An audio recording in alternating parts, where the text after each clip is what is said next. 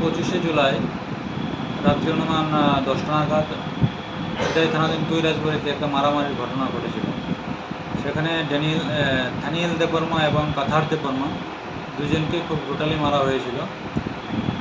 সেই ব্যাপারে 3 জনের বিরুদ্ধে একটা কেস রেজিস্টার হয়েছিল সিধাই থানায়। তারা হলো সমরেন্দ্র দেববর্মা, সন্তোষ দেববর্মা এবং রাকেশ দেববর্মা। যাদেরকে মারা হয়েছিল তাদের মধ্যে থেকে একজন থানিয়েল দেববর্মা গত 1/8 এই মাসের 1 তারিখে জিবি হাসপাতালে মারা যায়।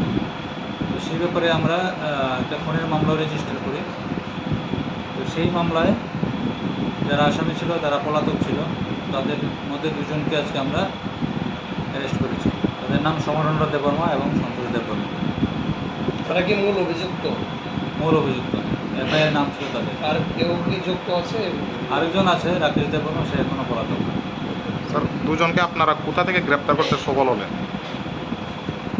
তাদেরকে আমরা আজকে পেশাতক থেকে নিয়ে এসেছি। কালকে কি কোর্টে ফরওয়ার্ড করা হবে? কালকে কোর্টে ফরওয়ার্ড করা হবে। এই মানছে। স্যার, এই ঘটনার পরিপ্রেক্ষিতে এখনো পর্যন্ত এলাকার পরিস্থিতি কোন পর্যায়ে আছে? যাদের ভিকটিম ফ্যামিলি তাদের মধ্যে একটা তারা খুবই ইমোশনাল হয়ে আছে। এটার জন্য এতদিন হয়ে গেছে আসামিটা গ্রেপ্তার হয়নি। আজকে আমরা 2 জনকে অ্যারেস্ট করতে পেরেছি এবং অ্যাসিস্ট্যান্ট তাদের পরিবারকেও আমরা দেবো।